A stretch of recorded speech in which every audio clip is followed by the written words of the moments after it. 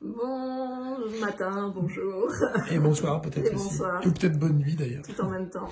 Voilà. Bon, alors, c'est un peu la rentrée pour nous. C'est la rentrée même. Ouais. Alors, c'est la rentrée au niveau des ateliers. Voilà, au niveau du grand public. Voilà, parce que sinon, on a déjà repris contact avec notre chaîne d'information Cosmos depuis une grosse semaine, on va dire. Ouais. Alors, on propose pour la rentrée un thème qui est quand même un thème majeur et central du bien-être, qui est le choix. Le fameux choix, le libre arbitre, vous savez, c'est les thèmes qui nous sont très chers, les thèmes qu'on ne veut pas lâcher, etc. Et qui nous mettent beaucoup de pression au quotidien, je ne sais pas si vous avez remarqué. Ça met beaucoup de pression dans le manque d'espace. On doit choisir d'avoir plus d'espace et on doit choisir d'avoir du temps aussi. Ouais. Donc le choix, ça met une pression vraiment tous les jours. On doit choisir. Alors c'est étonnant parce que en fait, en cheminant autour de ce thème, c'est l'idée qu'à chaque fois que vous sentez que quelque chose devrait être comme cela, c'est vraiment qu'il ne l'est pas. Naturellement. C'est-à-dire, on doit choisir notre vie, c'est probablement parce qu'on ne la choisit pas naturellement. Et est-ce que justement on n'est pas dans cet épuisement parce qu'on refuse cette évidence qu'on ne choisit pas notre vie et qu'elle est choisie globalement, on va dire. Et on peut se demander après, donc une fois qu'on a passé ce sas, si justement on n'est pas dans cette contrainte intérieure de devoir absolument la choisir parce qu'on s'en sent extérieur. On s'y positionne depuis l'extérieur. C'est-à-dire on ne se considère pas comme faisant partie de la réalité et faisant partie de la vie. On considère que toute la réalité est perçue à partir de ce corps. Mais si ce corps fait partie de la réalité, où est la séparation?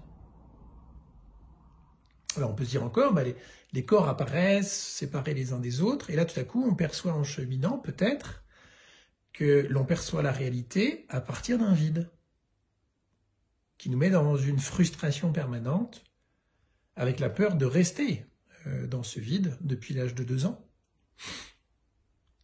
Et à partir de là, on se dit, mais finalement, est-ce qu'on aurait un chemin qui nous permettrait de vivre avec ce vide sereinement et peut-être de réduire la voilure de ce vide que l'on vit avec la réalité?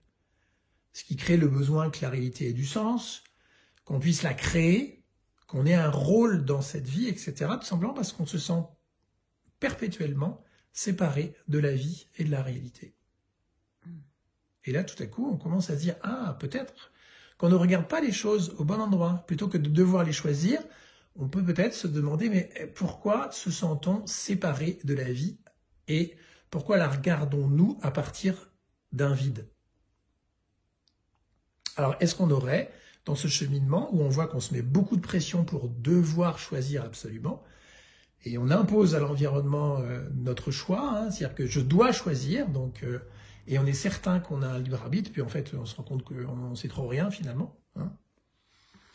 Est-ce qu'on n'aurait pas un chemin qui nous permettrait de réduire l'écart entre l'observateur et la réalité?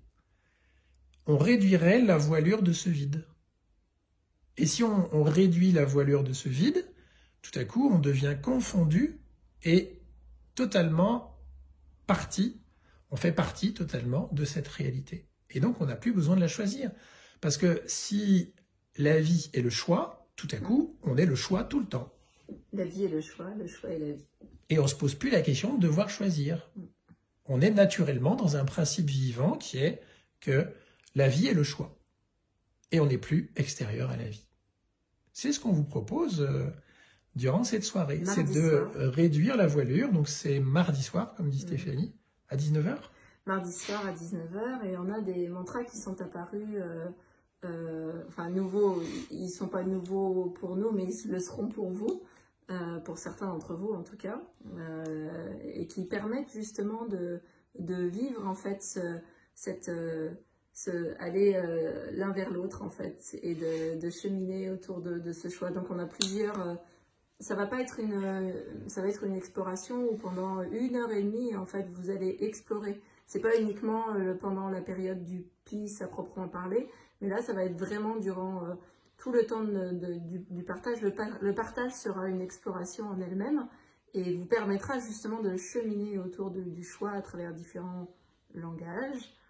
Parce que c'est un nouveau langage. Voilà, le langage au point zéro qui est apparu et qui justement permet de contacter cela. C'est-à-dire que c'est un langage qui fonctionne au-delà de la vitesse de la lumière et qui réduit en fait cette frontière qu'aujourd'hui la science ne sait pas résoudre, si je puis dire, elle ne sait pas aller au-delà. Et elle nous dit en fait qu'entre un point A et un point B, pour aller de l'observateur à la réalité, eh bien il y a une vitesse qui est incompressible qu'on a appelée la vitesse de la lumière.